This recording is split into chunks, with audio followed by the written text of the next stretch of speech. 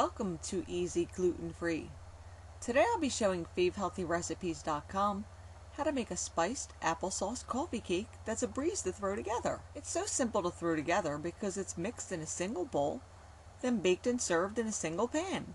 And since it's topped with a fat-free cinnamon glaze, you'll save calories over a cake that was either iced or topped with streusel. It's the perfect cake to serve when someone stops by for coffee. It's also a great addition to a casual brunch. Alright, let's get started. To make this, we'll need 2½ cups of gluten-free Bisquick. If you're not on a gluten-free diet, you can substitute regular Bisquick.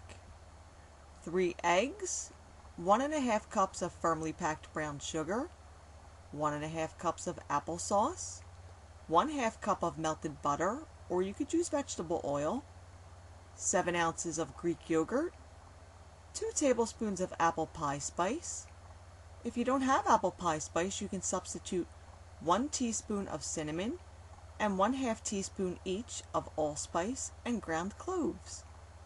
You'll also need a teaspoon of vanilla, 1 apple that's been peeled and grated, and optionally you can add some chopped walnuts or raisins or both. Today I'll be leaving them out to keep this simple. And for the glaze you'll need 1 cup of confectioner's sugar, 1 to 2 tablespoons of skim milk or water, and 1/4 teaspoon of cinnamon. Alright, now to make this, first preheat the oven to 350 degrees and grease a 9 by 13 inch pan with non-stick spray, but make sure it's gluten-free. Now in a large bowl, whisk the eggs and brown sugar together until well combined. Add the applesauce, Greek yogurt, melted butter, apple pie spice, and vanilla, and whisk until everything is well incorporated.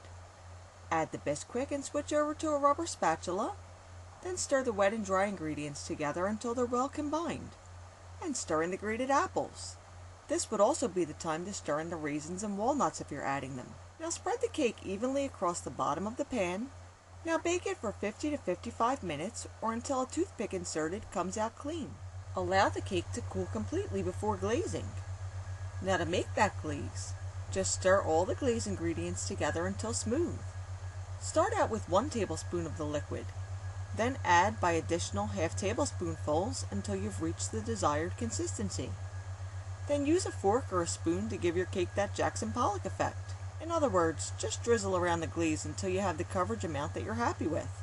Now give the cake a few hours for the glaze to dry and get a little bit crunchy, and this cake's ready to serve. It has a moist, dense texture, yet it still feels light because of the simple cinnamon glaze. It's the perfect one to throw together quickly when you get that phone call that some unexpected guest might be dropping by. Or you could make it a day or two in advance and refrigerate it if you want. So I really hope you'll give this one a try. And if you'd like to see the recipe in print, you could always visit my blog. And for additional recipes and tips to fit in with your healthy lifestyle, visit my friends at FaveHealthyRecipes.com. See you again soon.